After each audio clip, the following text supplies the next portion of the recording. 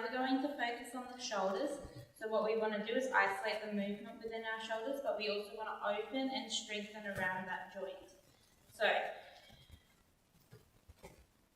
it may take a few times to get the motion, but what we're going to do is we're going to take one hand at a time, so our right hand first. So we're going to take our right hand with our thumb facing forward down by our side and sweep it forward and up until it grazes our ear. Once it grazes our ear, we're going to externally rotate our hand, which will then externally rotate our arm and our shoulder. Once our pinky is facing towards the back of the room and our thumb is facing forward, we then extend our arm back towards the back of the room. It'll want to keep rotating, so you keep rotating the arm down until it comes back down by your side. The pinky will face towards the front of the room, which is the opposite of where it began. Then, coming back in space, we're going to take the right arm back. It'll want to internally rotate, so you internally rotate it as it comes back up through center. Pinky's facing forward, thumb's facing back, and then it comes down by your side. Once again, the thumb's facing forward, we reach it forward and up until it grazes our ear. Flip the palm, you won't want to flip the other way, so there's only one way to travel. And then once the pinky finger's facing towards the back of the room, we're going to extend that right arm all the way to the back of the room. The thumb will want to come down at one point as it twists and turns in external rotation, coming down by the side. Then back once again, internally rotating through the arm as you come on up. Once the pinky finger's facing forward again, release the hand down by your side and the thumb should be facing forward. Let's come through the other side, so our left hand this time. Thumb's facing forward again. We're going to reach our hand forward and up. Externally rotating the hand, which will then externally rotate the arm and the shoulder. And reach that left hand back, keep externally rotating. Then the pinky finger will match your front side. Reach your left hand back, external rotation. Reaching the left hand up, your pinky finger's facing forward, and then down by your side, your thumb is facing forward once again. Reach your left hand up and over. External rotation.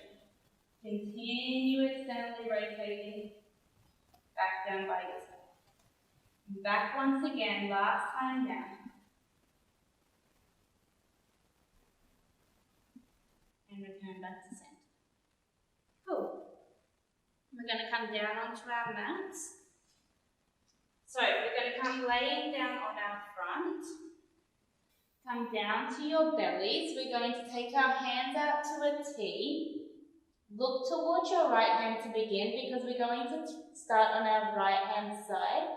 So make sure that your hand is slightly above your shoulder, maybe just by about 5 degrees up from the midline.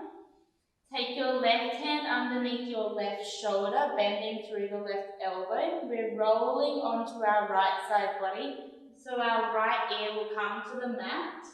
As you press into your left hand, you'll roll onto your right side body, bend through the left knee. You can either stack the left leg over the right, or if you bend through the left knee, you can place the left sole of the foot onto the ground. Starting to open up through the front of the shoulder. If you can, shuffle yourself back to the midline, so you're bringing your hips towards the left.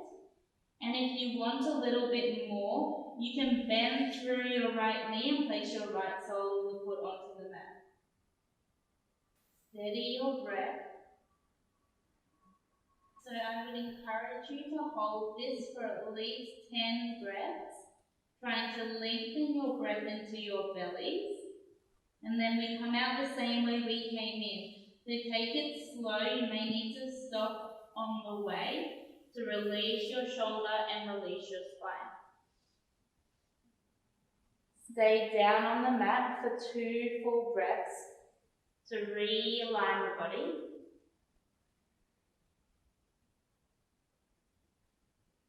And then coming onto the left hand side, so look at your left hand, make sure it's 5 degrees above the midline. Bend through your right elbow, taking your right hand underneath your right shoulder. And then we're going to press into our right hand and step our right foot behind our left leg. Also, you can stack the feet if this is too much for you today, and then place your left ear towards the mat.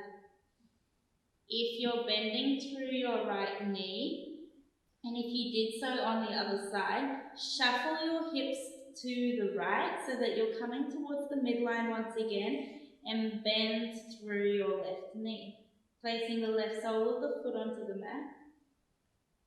But any variation is a good variation. Steady your breath, and we stay for 10 breaths here. Slowly lower down through center once again. We'll take 2 breaths.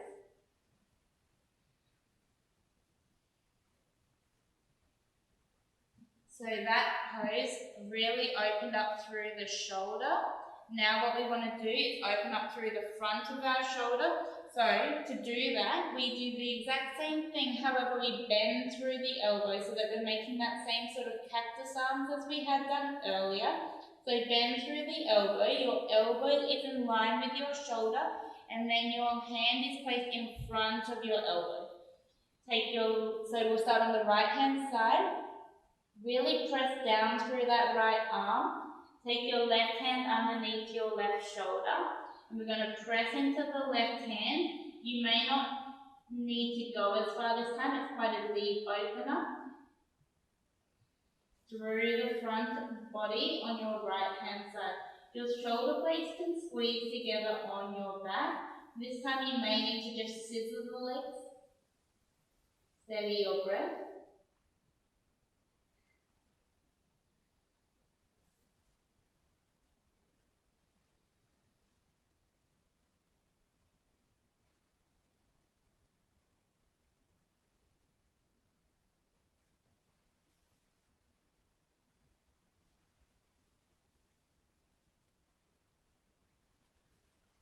Slowly come out the same way you came in.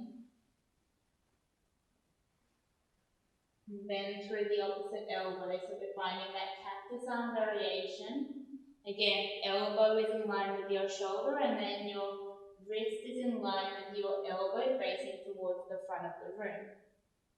Place your right hand underneath your right shoulder. Your left ear is coming to the mat. As you press into your right hand, your right foot taps behind you. Maybe you just scissor the legs, it's quite intense. Steady your breath, and we just stay for 5 breaths on each side.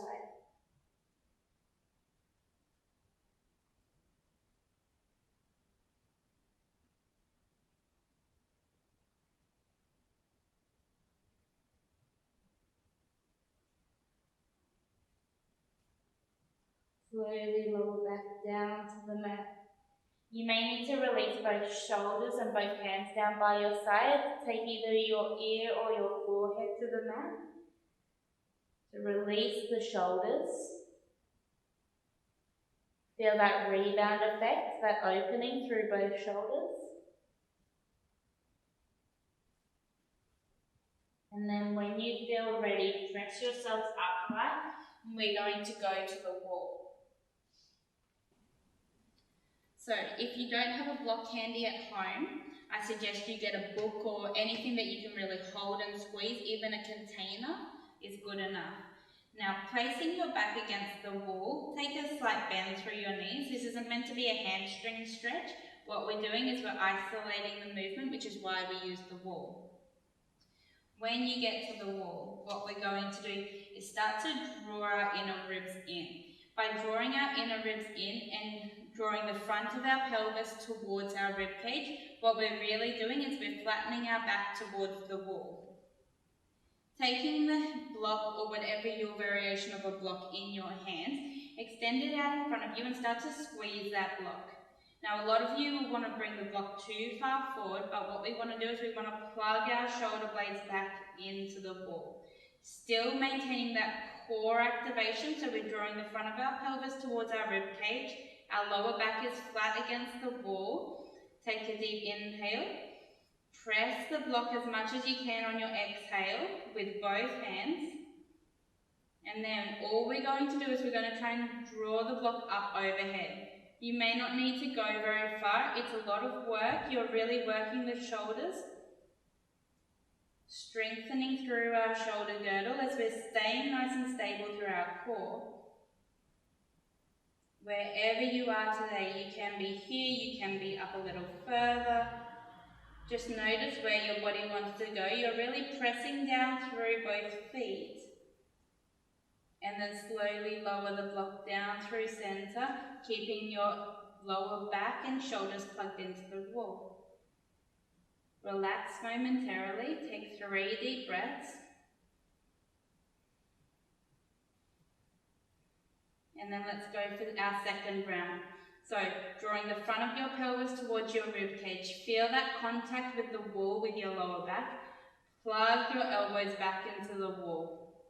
Squeeze the block nice and strong with both palms. And then start to lift the block overhead. Keep that contact with the wall and your lower back. Take 3 deep breaths wherever you are. Squeeze the block. Plug your shoulders into the wall. And then slowly lower the block back down. Release. For our last shoulder stretch, all we're going to do is we're going to take our feet to about hip width apart and walk them back about 2 to 3 feet, depending on how long that is. You can change your stance as we come into this, as you become more familiar with it. Place both hands onto the wall and start to sink your chest down towards the ground. You'll notice how there's an arch through my lower back, but what we're aiming for is we're trying to contain our core region so that we feel nice and stable. You can take a bend through your knees so that this doesn't become a hamstring stretch. It's an isolated shoulder movement. So, how do we stabilize our core? It's by tilting our tailbone down by 5 degrees. Notice as I lengthen my tailbone down, my belly button draws towards my spine. I feel nice and stable. My legs are supported. I'm pressing the ground away through my feet. Then I have the opportunity to sink my chest a little more, feeling the opening through both shoulders. Steady your breath. Pressing the wall away through your hands as they drag towards the ground. Stay for 5 breaths.